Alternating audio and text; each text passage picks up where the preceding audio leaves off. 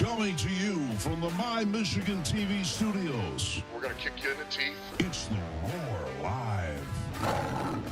We're going to bite a kneecap off. With hosts, the outsider, Scotty William. Doesn't matter if you have one ass cheek and 3 toes. I will beat your ass. Mr. Tell It Like It Is, Corey Tiez. The quicker you accept that, man, the better off we're all going to be. With special guests, Lion fans across the nation. It's our core foundation, man. Grit.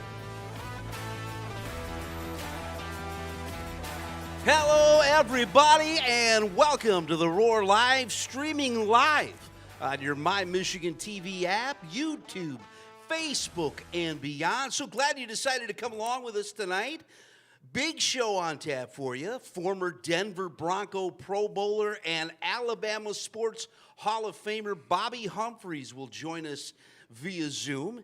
And, of course, we want to hear from you. Just click that QR code that's going to be coming up on the screen so you can get in on the action. If you don't want to be seen but heard, hey, we have the Roar Chat, and you can send your questions and comments to that.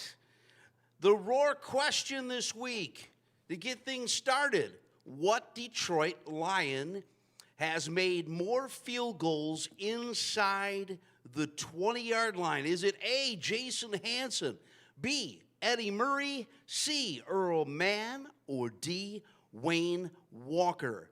We'll take your guesses, and we'll find out at the end of the show what that answer is. We also have a Roar poll question. What NFC team would you not like to see in the playoffs?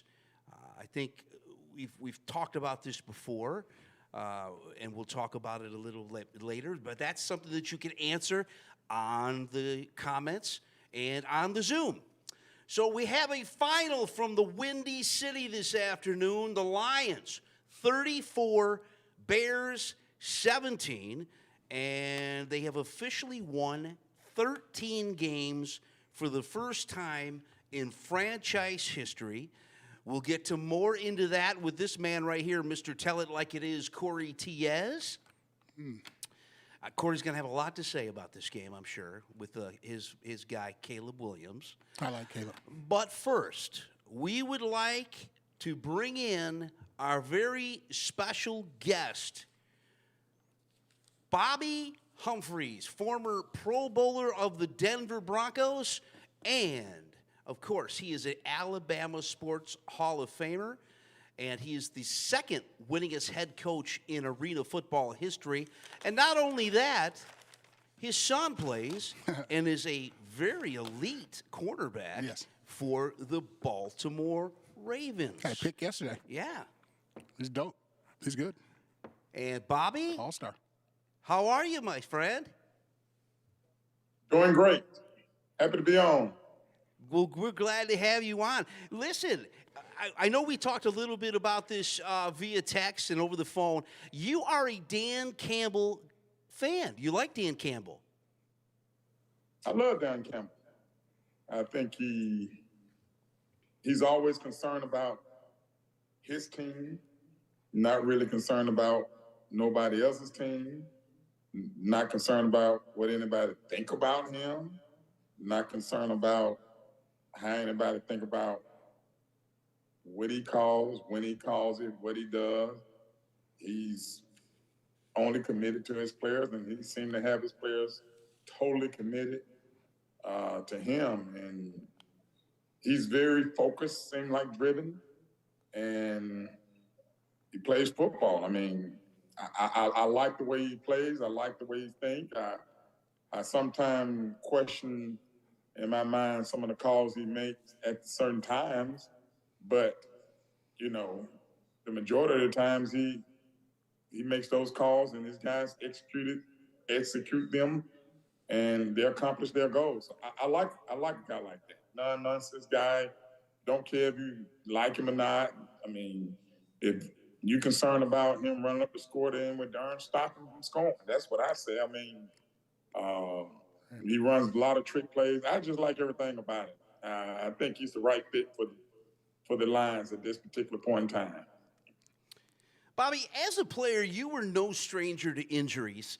And what kind of a toll does it take on you mentally, especially when you're a team that's in contention for a Super Bowl and you're a big part of that? You know, you were with that Super Bowl team that took on the San Francisco 49ers. How does injuries affect you as a player? What does that do to you mentally? It affects you extremely mentally. And not only mentally, from a physical standpoint, even if you're playing through an injury, it affects you in terms of the things that you feel like you're incapable of doing because of your injury handicapping you from doing those things. You know, when we played in the Super Bowl in the AFC Championship game against the Cleveland Browns, I suffered a hit in the ribs, and I had, kind of like heavily bruised ribs. So I didn't practice the first week, and then I had on some type of armored rib cage that they designed and made for me. But every time I hit the ground in that Super Bowl, you still felt the pain. You still had that mental block, that mental block that I can't do what I normally would do if I'm totally healthy. So it's just a mental thing for sure, but it's not just mental. It's also physical. You're not able to go 100%. And whenever you play in a game at the NFL level, everybody is good. So it's not like an injury at Alabama, and we playing against a team like a Memphis State at the time, which is now Memphis University. A game where you can kind of get by and not run as hard, don't have to put forth as much effort. But at the pro level, everybody's good. So you got to come to play every Sunday. Let me ask you something, Bobby. You were a part of that 1990 season that saw you go to the Super Bowl with the Broncos. How grueling of a process is that for you as a player? And then you also, I know we talked a little bit about this before, you had to play the Browns in the regular season. You played them in the playoffs. You played the Steelers in the regular season, played them in the playoffs. How hard is it each time to play these teams? The more and more you play them, the more and more obviously you get familiar with them, but especially in the playoffs. I mean, is that a grueling process also? It's grueling and challenging. It's tough to beat. It's tough to win in the NFL for one thing. But it's also tough to beat a team 2, possibly 3 times. And in a situation that we were in, we actually split with Cleveland that year, and we actually beat them in the AFC Championship game. So it was kind of one of those games where we went on the road and they beat us there, then we beat them home, then we had to play them again. And then the same thing, with Pittsburgh, we played them twice. Yeah. And it's kind of hard. It's hard to beat a team once. It's almost, close to impossible to beat them twice. Yeah. But then it is almost not even heard of beating them 3 times. Mm-hmm. And, you get a little bit familiarity with them. They know, and they know what you're trying to do, and we know what they're trying to do, and you kind of got some familiarity there. So it's really tough. And then, the losing team is kind of going in the game with, hey man, we got nothing to lose. We're gonna throw everything at them. We done lost twice, so they got a little bit more of a chip on their shoulders than a team that has beat them already. So yeah, that is very challenging. And then when you're talking about getting to the postseason, the postseason is basically it's everybody starting all over again from day one. Right. It's as well as you was. I know you noticed. I noticed you said coming in on the show that this first time in history the Detroit Lions has won 13 games. That's quite an accomplishment. But at the end of the regular season, nobody gonna really think about how many games they won in the regular season. Exactly. It's time for a whole new season. They're gonna be coming at you a whole different way when it comes to the playoffs. Yep. Agreed. Do you have any questions for us? Oh, yeah. I got a quick question for you, Bobby. So a few years ago, actually, folks were talking analytics and do away with the running back and, pass. How important, I think it's very important. How important do you think establishing the running game in today's game is? I think establishing the running games takes pressure off the entire offense. I'm not a big analytical guy. Right. I believe if you end every series with a kick, you got a good shot of winning the ball game. Okay. I mean, I know a lot of people said, well, analytics say this is the time for you to go for it on fourth down. I believe in taking the points when you can, and I think when you need to go for it on fourth down, when you need to go for it for a 2-point conversion, the game will present itself where you have no chance and no option but to do that. Now that's me. Wow. Okay. That's me as a coach. Now everybody don't coach that way now because you go in this analytical thing, and the thing about analytics, it don't involve the wind, the temperature, the rain. You can't factor all those in when you're thinking about analytics. But I think a strong running games defeat any analytical process that you're thinking about, because you notice when I'm a Ravens fan. My son played for the Baltimore Ravens. When you get Derrick Henry going, but it's when you get Gibbs going there with the Detroit line, Goff can do whatever he want to do. Yep. When you get that running game going, and that coach can call whatever he want to call when it's hard to stop the run. So I believe in establishing a run. I think if you got a solid running game, you got a chance of going a lot further than you do if you don't have a good running game. So I don't believe in. Now I know they have devalued the running back. Now back in my days, the running backs were very valuable. Yes. We were very valuable. Yes. But now they have kind of devalued them. But I think now people are realizing that when you got a Gibbs, when you got a Barkley, when you got a Derrick Henry, when you got those guys toting the rock for you, you can be a little bit more. You can open up the playbook a little wider and do some things that you normally wouldn't do if those guys weren't back there toting the mail for you. Right. Okay. Let me ask you a question real quick. You actually played with John Elway.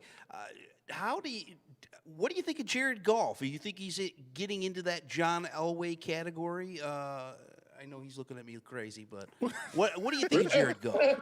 What did I just miss here?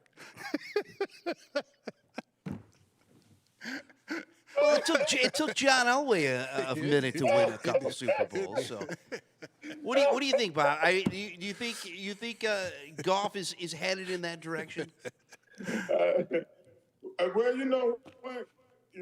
I've always been a big time Jared Goff fan. Oh, okay. And I even became a bigger fan of his when I thought he kind of like got kicked out in the cold by the Rams. Mm-hmm. I thought that was I didn't like that because I thought he did a great job out there, but obviously all things work in mysterious ways, and he is loving where he's at now. The fans love him. He's tearing it up. I mean, the coach Campbell kind of just loves him, and the team. Mm-hmm. It's just amazing how things work out. And I've always been a fan of him since when he first came to the league. I think he's going to be a really, really good quarterback to get to the John Elway, and I also played with Dan Marino. To get to that level, I think he's getting there, but he's not there. Obviously, winning some playoff games, getting to the championship game, and winning a Super Bowl here and there, I think that helps get him there a lot quicker. But I think he has the potential to be as great as he want to be, especially with the weapons you have. Yeah. You got to realize those guys back then, it's a new age now, but those guys back then kept a core group of players together. Yes. It wasn't as much trading and much, you think about the Terry Bradshaw. He had Lance Swan and stalwart for a number of years. You take, Joe Montana. Joe Montana had Jerry Rice and those guys for a number of years. So you get a chance to kind of keep those guys in pocket, and those guys will make a quarterback. They can make things go.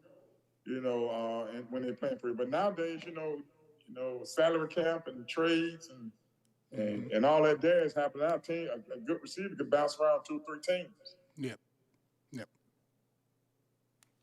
But I think he's on the path. Okay. Well, let me ask you this: you were a head coach with in the AF and the Marina Football League, second winningest head coach, as we looked up those stats. As a coach, what do you do when you are faced with the numerous amount of players that are on the IR, like the Detroit Lions? How does that affect your game plan going in and out of each week when you just basically don't know who's going to go down next? I don't think I've ever been in a situation that I think the Detroit Lions were in, as well as we played Pittsburgh yesterday, and they were down Pickens. Had 3 guys in the secondary that was out, and then Porter got hurt in the game. Yeah. It's a lot easier to it's a lot manageable to know it going in, but it don't help when you get in the ball game and then you have some injuries to pile on. Yeah. This time of the year is very different. I was shocked the Lions was able to dominate the game the way they dominated it today. That just speak volumes of really the organization, their scouting department, knowing that their tools can step in and they got a good practice squad, good group of guys on practice squad that they can elevate up, and most importantly, those coaches can build confidence. Yeah. But then those guys to go out and be able to perform and execute, that's got a lot to do with coaching. It's frustrating for a coach, but a coach's job is just get every guy ready. Yeah. And hope he's performed. And obviously, with those guys performing the way they performed today, Dan Cameron and his staff has done a really good job in preparation and preparing for those guys. You want your ones and your guys out there, but if you can have some guys to step in until you can get those guys healthy before they make their last run through the playoffs, that makes it great. But it's very difficult. But you got to have a staff to be able to get guys ready, and I think those guys are really ready today. And you take this is the time of the year where injuries pile up, and them being able to get some of the backups in and get some guys in place. Now they got the confidence that if somebody was to go down now, they won't be as they don't have to. They won't have to miss all that sleep at night. They can get a little bit. I got one more question for you. Go ahead. I got one more question for you, Bobby. You were, I think you were All-American 86, 87, right? Alabama. What do you think now about the transfer portal in college? What are your thoughts on that? Oh man, I'm kind of two-way forward with the transfer portal. I think the transfer portal was designed to be able to allow players the opportunity to be able to change teams or change their situation based on other situations that occur. And those situations were more meaningful.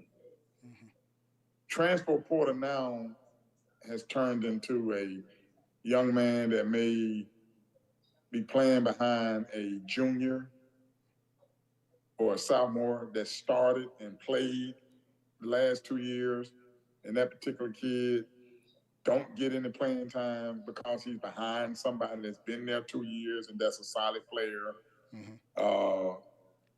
And they jump in the portal because they're upset or whatever. It's a variety of reasons. But the way the transfer portal worked with somebody like a Jalen Hurst is the way I think when they had it, when they initially came out with it, that it was the purpose of it. The purpose of the transfer portal was that if a coach who recruited you, and he likes you and he likes your skills, and he recruited you, but he decides to go take another job, then that gives that kid an opportunity to leave because you don't know what the new coach coming in may want to do. So it was supposed to be a benefit for a young man whose circumstances change. But now it's not that. It's you know, you got kids now making bad decisions. Kids get in the portal without even not getting advice from their parents. Parents don't even know they're in the portal. They get upset with the coach, and you know, just a variety of reasons. You know, if they friend decide to leave, they won't leave. You know, it's just reasons that I think athletes don't factor in. So I still think it's something that works. I think they need to tweak it a little bit. I don't think a kid needs to transfer from school to school to school, because you got to realize everybody's not going to the NFL and everybody's not playing professionals. So at least you can get an education in the process. And when all this transferring takes place, then the kid get lost in a shuffle where he stands in terms of this education. And you got kids sitting in the transfer portal now that are there, and now they don't even have a scholarship. Wow. And they can't go to no school because nobody got them out of the portal. So I think something that was meant for good has been used in a way that is not so good for all those young men. Okay.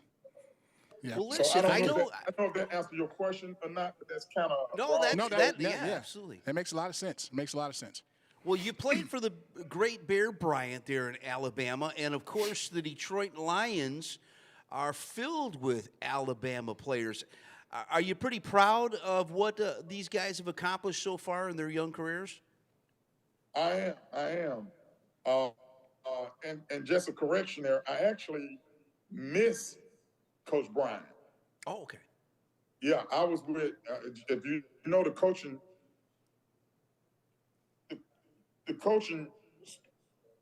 hires that came out to Bryant was Ray Perkins. You guys remember Ray Perkins, Coach Perkins? Yes. He's with the Giants.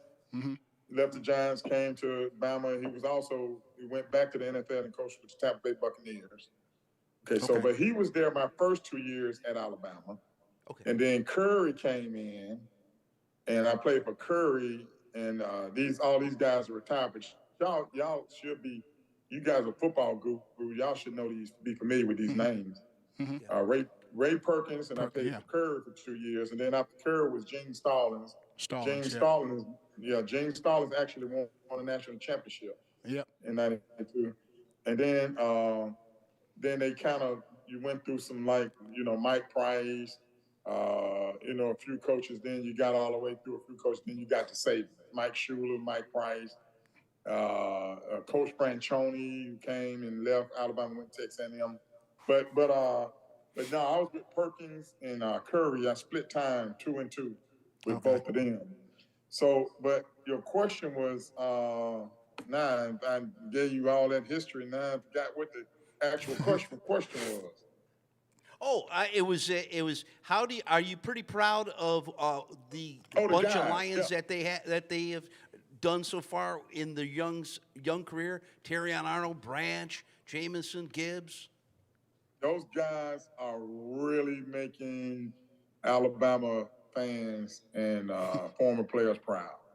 They are doing extremely well. Terrion Arnold was a kid that I watched and really loved. For an offensive guy and an offense coordinator and a running back, I tend to watch defense more now than I do offense. Might have a little bit to do with Marlon Humphrey. Right.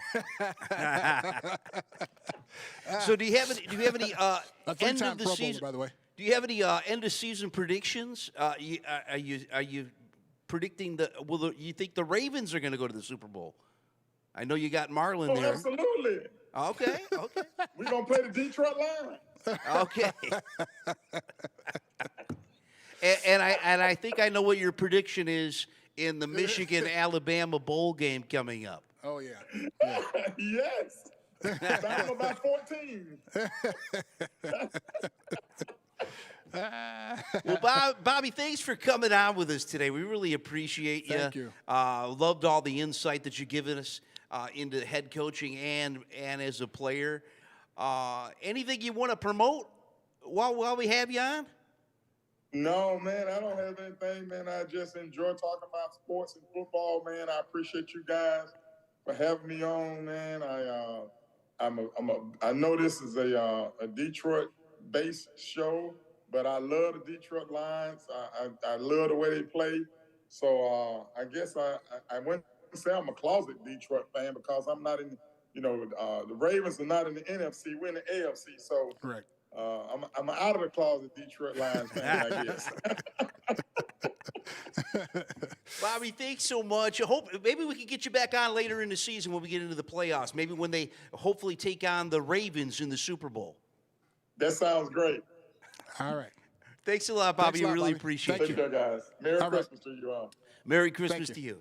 you. You are watching the Roar Live right here on your My Michigan TV app, YouTube, Facebook, and beyond. Corey, let's get into some highlights, shall we? Yeah.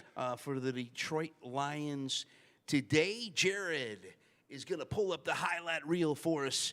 It started early, quarter one. Jake Bates hits this 30-yarder to make the Lions up 3-0 early in the first. But they wouldn't stop there.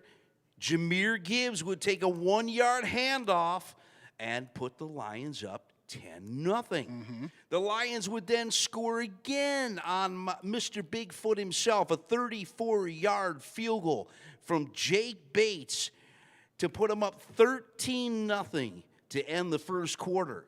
The second quarter, well, the Lions would go off again.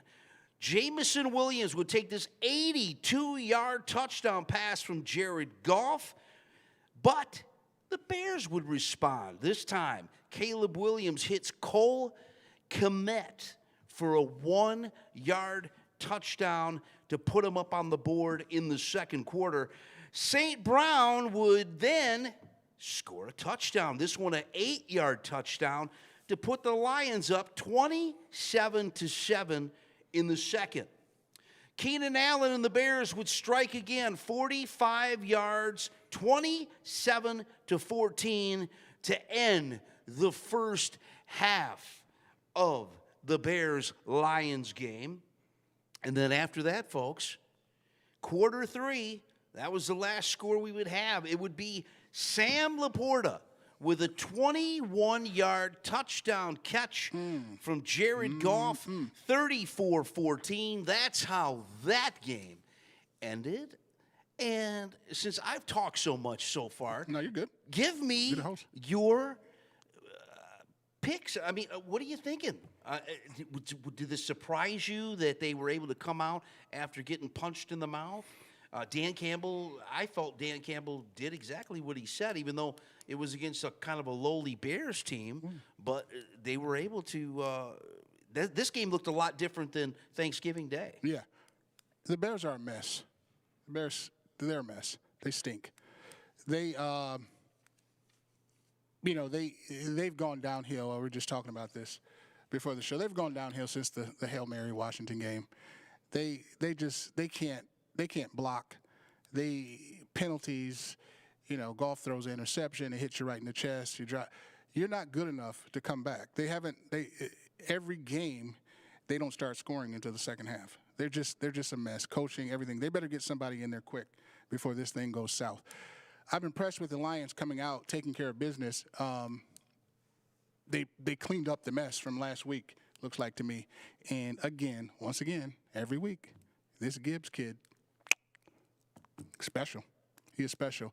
I noticed one thing today that I really liked. I saw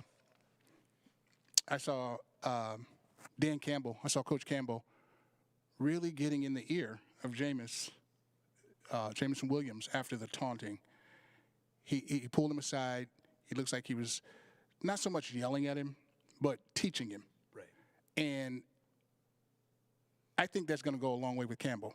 everybody knows I don't think Campbell's a great coach, but he is a good coach and he is a good leader of men. He pulled that kid to the side and told him, hey, enough clown show here. And he's going to make him, he needs to stay right where he is and get coached by this guy because he's going to keep him on the professional path. So big ups to Campbell on that. I saw that and I was like, wow, the Lions they're a serious bunch. They look good today. Again, the Bears aren't, they're not much. They have to get a coach in and get this kid some help, Caleb. But I was impressed the way the Lions came out and took care of business today. You are watching The Roar live right here on My Michigan TV. We have a Roar question for you today, and that question is this. Who has the most field goals inside the 20-yard line? Is it A, Jason Hansen, B, Eddie Murray, C, Earl Mann, or D, Wayne Walker? That is the question. You can get in on the Roar chat just like Sammy from Inkster did. He picks C, Earl Mann, as his answer to the Roar question. And he also says, great game today by the Lions. They did what they had to do, win another division game. And that's exactly what they did. So so did I hear this correct? They never won 13 games in a season? Never. Wow. That made Campbell the greatest coach? Is that surprising you? No. But I didn't know. I mean, wow. That's huge. That's big. That's big time. Yeah. They Well, like Bobby said, I mean, it all starts over come playoff time. Well, I've been saying that. I've always said, like, the regular season is for seeding to me. You want to win obviously you want to win as much as you can, but you want to get that seed. It's a different season. It's a whole new season. Everybody starts from ground zero again. So Bobby was right with that. It's and you want to stay healthy. The Lions haven't, but a lot of teams haven't been healthy. The Lions beat a lot of teams that were unhealthy, but they've stayed the course. They've won a lot of games, and congratulations to them for winning. First time in history winning 13 games. I didn't know that. Well, we want to hear from you. On the screen coming up is the QR code to get in on the action. And we want to hear your comments. Maybe you have answers to the Roar question. Maybe the Roar poll. The Roar poll question is, what team do you want to see the least in the playoffs? What NFC team? For me, I think I don't want to see the Vikings again. I mean, I know they'll play them at the end of the season. That could actually decide who the division winner is, and maybe a 1 or 2 seed in the playoffs. I think the Vikings-Packers for me. What do you think, Joe? I'm going Rams. Okay. Because they have the best quarterback. Think back to week 1.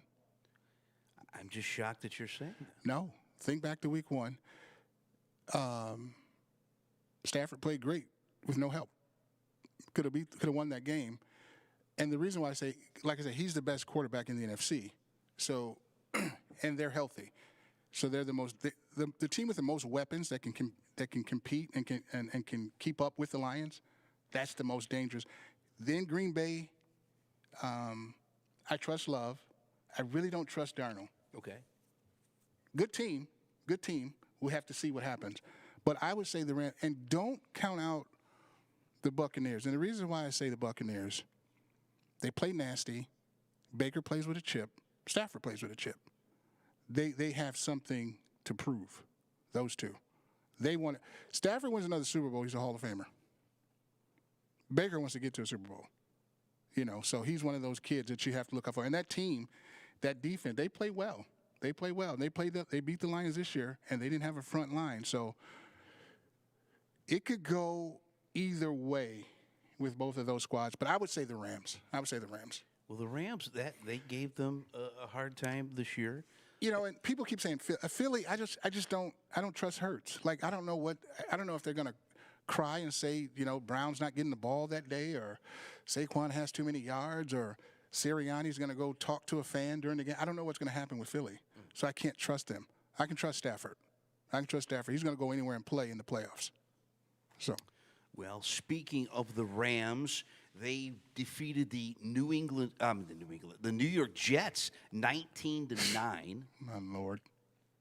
But I think the Jets just need to. If anybody needs to tank for a first round, the first pick, it's the Jets. You better start looking for a quarterback. Yeah. I don't want no beef with Aaron Rodgers because I hear he's beefing with everybody right now, but you got to gut that. Right. You have to gut it. You have to gut it. Other games throughout the NFL, the Chargers defeated the Broncos 34-27. Okay. They got back on track. Yeah, I got back on track. The Chiefs defeated the Texans 27-19. Tank Dell goes out with a dislocated kneecap. And I'll tell you that the Texans, who I thought were going to be a team that would maybe be up there in a championship game with the Chiefs, they have not looked good all year round. I think it might be Stephon Diggs. What do you think? Anywhere Stephon Diggs goes. I mean, he was with the Bills. Josh Allen couldn't get over there. They had a beef. Well, he's I mean, I know Diggs is hurt, but I mean, maybe it's the Stephon Diggs thing. I don't know. Yeah, they've had a lot of injuries too. They had a lot of injuries. I just feel sorry for the kid. You know, Stroud was crying. It was bad. Ravens 34-17 over the Steelers today. Yeah. Your thoughts? It's again, Lamar, Bobby said it. Give the ball to Henry. You got to get the ball to Henry. He had 162 yards today. Give him the ball. Give him the ball. Like Pittsburgh, I think, like I said, I think Tomlin's the coach of the year. But I don't think that they're not AFC champ. No. The team that's winning the Super Bowl is the Kansas City Chiefs. So everything else is really, but yeah, Lamar, you never know which Raven. They're kind of like Philly. Stick to the script. Give Henry the ball. Just give Henry the ball. Everything else will work itself out. How about this? The Falcons over the Giants, 34-7. They bench Kirk Cousins.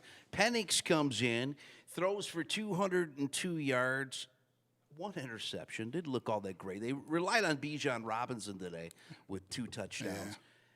You know, that's another disaster in the making, the Falcons. Kirk Cousins, he's going to get, $90 million to play 14 games? Yeah. Shame on the Falcons. Some stuff is just there in front of you. Yeah, and Penix coming out, he didn't do anything great. He just beat the Giants.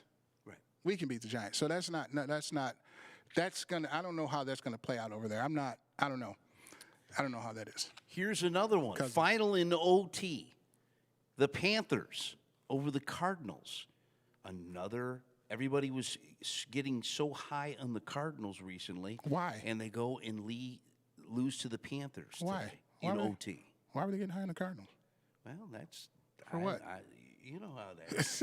People want to get on the bandwagon of these teams that rattle off these wins in a row, and you know. It's every week it changes. One day it's Philly, let's say it's the Lions. Come on, man.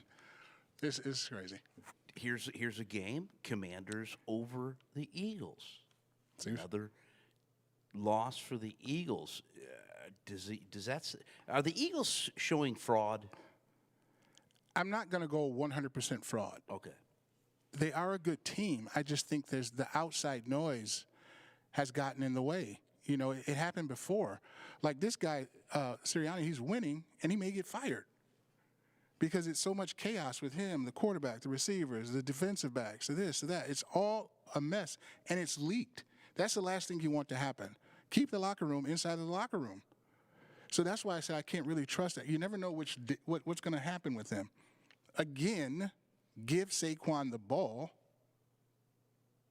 and win the game. Like, you got a diva wide receiver screaming that he wants more touches. So until they get all that squared away, I don't know. It may be time for a new leadership, you know, as far as a head coach there. I don't know. But I don't trust Philly. I don't. Joe Burrow and the Bengals win today over the Browns. Not surprising. Who cares? Browns are a mess. Yeah, Browns are a total mess. Colts pull out a win against the Titans. What is that? That's irrelevant. Just like tonight, it's going to be irrelevant. games that are being played right now, Seahawks are tied up with the Vikings. Now, if you're a Lions fan, you definitely want the Seahawks to pull off a victory here. That is in the second quarter. Patriots-Bills. Patriots up on the Bills 7-0. Jaguars and Raiders have no score. Dolphins, 49ers, no score. And, of course, tonight, Buccaneers against your beloved Cowboys. Any predictions on that? Buccaneers win. Okay. Cooper Rush, the quarterback. And then, of course, tomorrow we have the Saints versus the Packers. That's another game that you want to see. You want to see the Packers lose if you're a Lion fan. Yeah. Green Bay's tough. They're hot. You know, they got a good team and well coached. Well, the Roar question this week is, what Detroit Lion kicker has made the most field goals inside the 20-yard line? Now, we always talk about the big yardage field goals, you know, the 50, the 60-yarders. Yep. Is this A, Jason Hansen, B, Eddie Murray, both of those longtime kickers for the Detroit Lions? Earl Mann, you got to go back to I believe, the 70s for Earl Mann. Okay. And Wayne Walker would be, I think that's a late 60s, early 70s for him. Okay. Do you have any predictions on that? They're trying to trick me with this. I'm going Hansen. You're going Hansen? Just because Hansen made 100-yard kicks and all that, I'm still going Hansen. They're trying to trick me with the Walker and Mann stuff. You can get in on your answer on the Roar chat. Pick your answer, just like Tabitha from West Bloomfield said. She thinks it's Earl Mann. Well, we will see. Okay. Coming up later on, she says the Lions did what they had to do today, and Gibbs showed out. Always. He's a mess. Do they need Montgomery? Not today, they did. Yeah, Gibbs is a monster.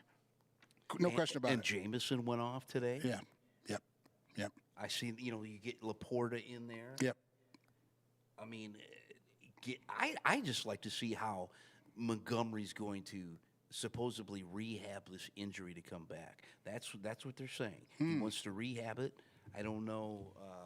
Didn't they say at first he was They done? were going to be done for the season, but he said he got some second or third opinions and said he was going to rehab it, so we could have him back maybe for a playoff. Well, he's a tough kid. Yeah. He's a tough kid, so we'll see how that goes. I hope he gets back. I want all the players there to enjoy this. I want them all to play and enjoy, having an opportunity to win the Super Bowl. You can get in on the action. That is the QR code to scan and get in on with your comments. We want to hear from you, just like we hear from our friends all over the nation, Lion fans all over the nation, from California to Birmingham, Alabama. We've heard them all. Eastvale Joey, Hollywood Reggie, all these guys getting in on the conversation each and every Lion week. fans all over the world.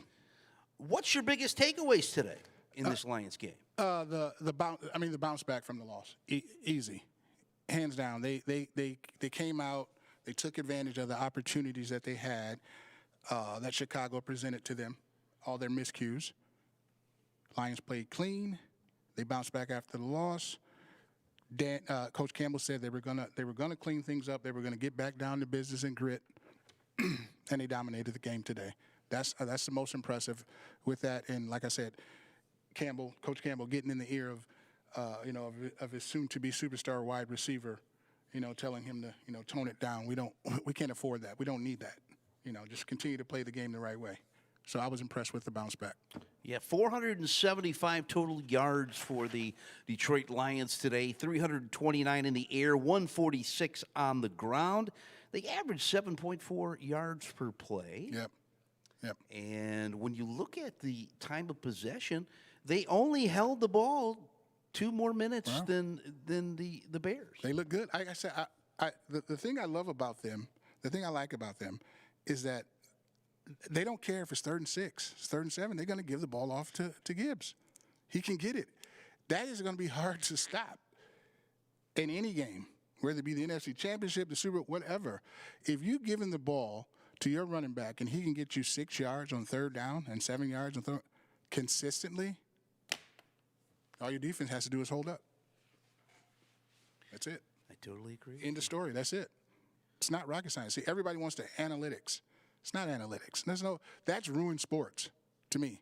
Analytics. No, the dunk is still better than the three-point shot. See ball, hit ball, catch ball, throw ball, steal the base. That's it. What's analytics about that? Right. Stop Jordan. You can't stop him. He's the best player. There's no analytics to that. Muhammad Ali was the greatest. Analytics, he's going to knock you out. He's fast. Right. Everything is tablets and this and that. Forget it. Just go out there and play.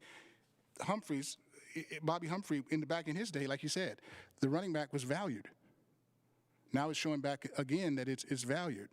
Run the ball, play action, balance like the Lions have. They're the most balanced team in football. And you have success. You don't have to do all this analytics and is he going to go over here and throw over there and no.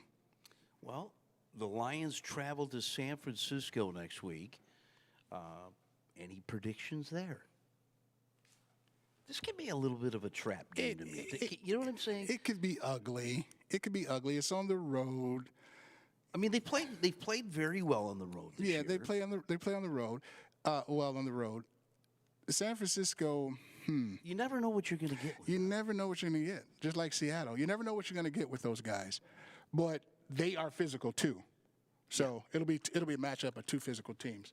And they're hurt just like the Lions. They have a lot of injuries just like the Lions. So we'll see. It could be an ugly game. It could be a trap game. I don't like trap. It's just going to be two teams out there going at it, playing hard. I don't think Shanahan's going to, let up because their season is over. But I think it's going to come out to. Well, I think the Lions are going to want to go in there and punch him in the mouth. Yeah, they should. They beat them last year. San Francisco beat them. Rematch game. What do you feel like the division's going to end up with? You got the Vikings last game of the season. Do you think that's going to? I'm wondering if that game is going to end up being a who wins the division, who gets the number one seed. Yeah, that number one seed is important. It's going to be important because, like I said, you don't have to win as many games, and obviously it's an easier path to the Super Bowl. So I don't know. I actually want to see the Lions go to the Super Bowl. I changed my tune. Really? I don't think they're going to win it. I'm surprised. But I changed my tune. You know why I want them to go? Because I want them to play Mahomes. Because this is what started all this chaos when they beat Mahomes in the regular season without his players. So I want to see that rematch. You think Casey's going to get there? Yep. No question about it. They got the best player in football. You don't think Josh Allen's going to And I like Josh. I was the one that said Josh was dope. He was dope. He's good. I love Josh. But until you prove it, and they're listen, the three-peat is right there. That's the motivating factor. We're talking this could put Andy Reid GOAT coach. Because I don't think Belichick's the GOAT. I think he's the greatest defensive mind. But I don't think he's the greatest coach, all-around coach. Andy Reid wins 3 Super Bowls. This is, we're re-talking this. We're rethinking this. Interesting. Yeah. Lynn Raymond says, Jason Hansen on our Roar trivia question. I said Hansen. Jason Hansen. Jason Hansen. Now, he was known for some long kicks. Yes, he was. He was known very for, good. He's definitely known for being here quite a while. I think he was here 20-some years. Yeah, he was. 20 seasons. Yeah.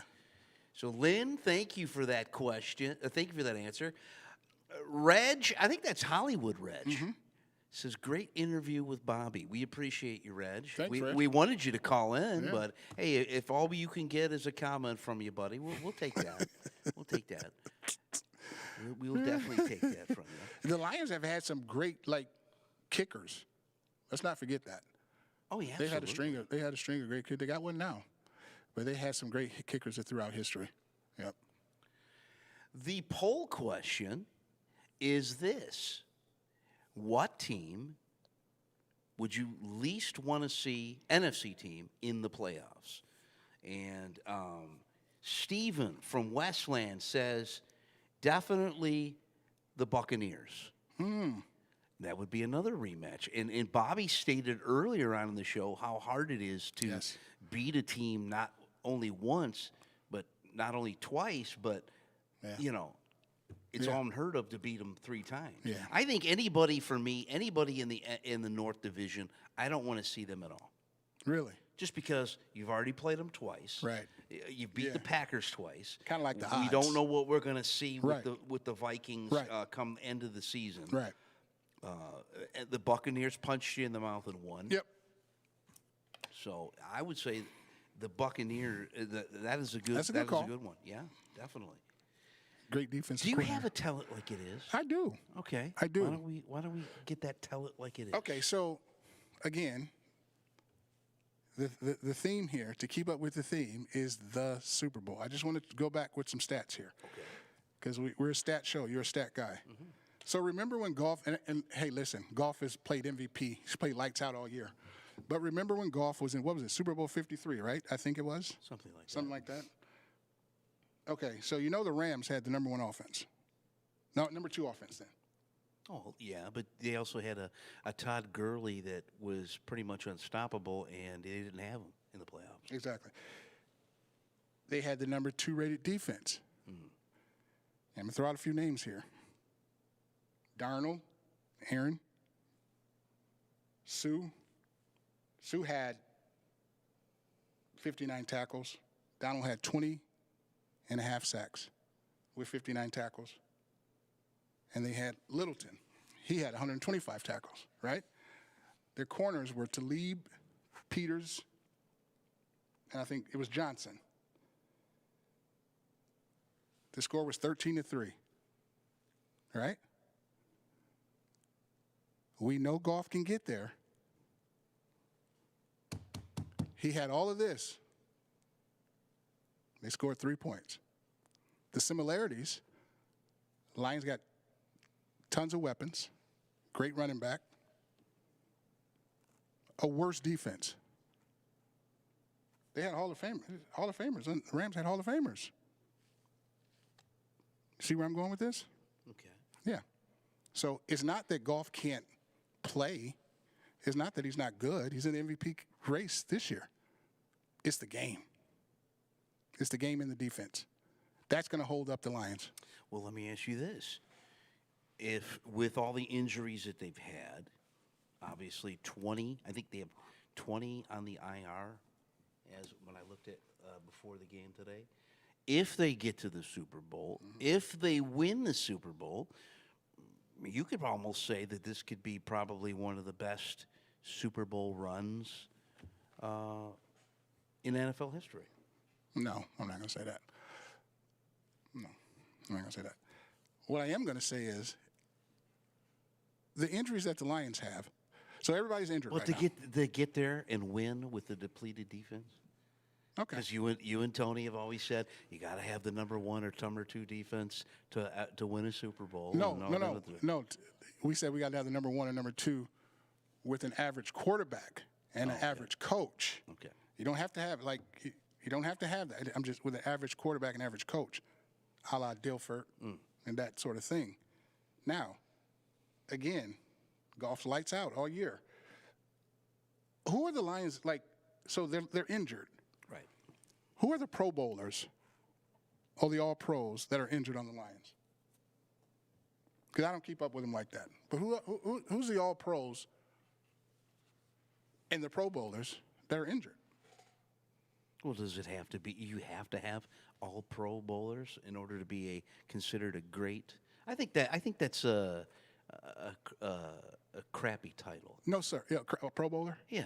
No, what I'm saying is, they're not the greatest guys anyway. The guys that are injured, are they the All Stars that make the?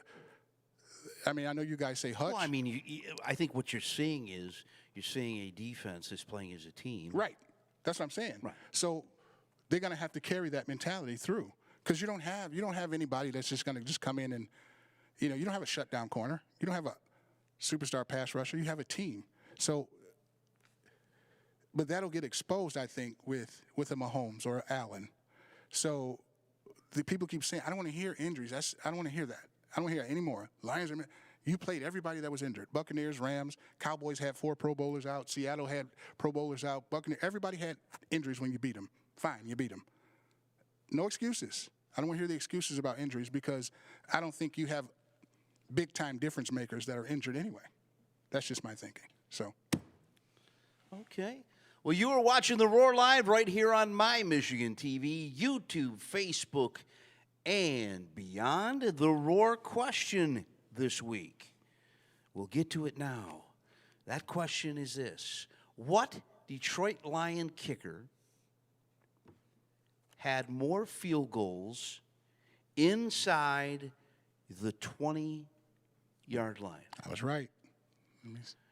Is it A, Jason Hansen, B,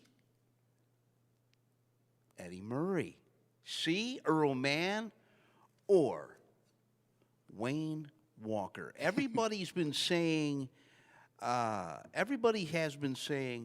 Jason Hansen thus far, except for somebody else. I think it was Tabitha. Did Tabitha? Did Tabitha she say said Earl Mann? She said man. I think she said man. Well, guess what, Hansen. everybody? I'm right. The winner of this poll is C, Earl Mann. He has 25.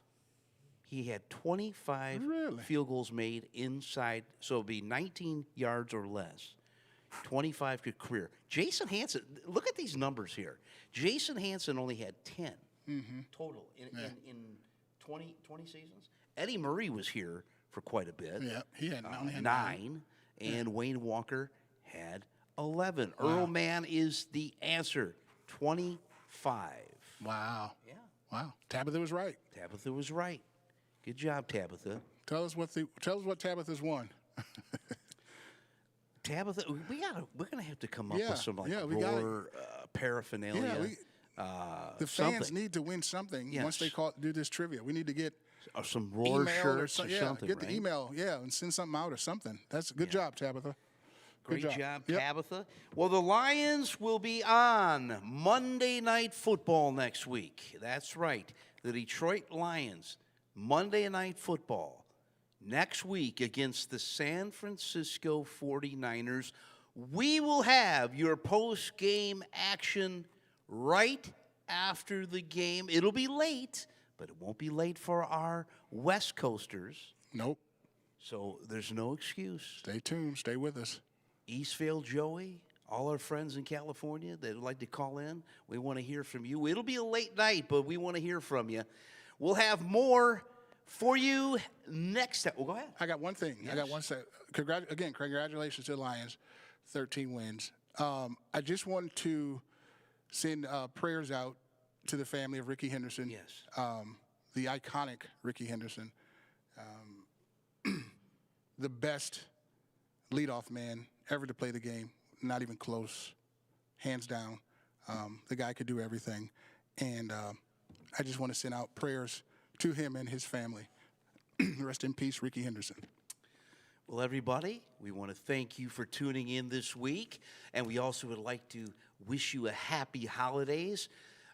We'll see you after Christmas, and we'll be on right after the 49ers and Lions. Yep. Monday Night Football. We will see you next time on The Roar Live. I'm Scotty William, Corey Tiez.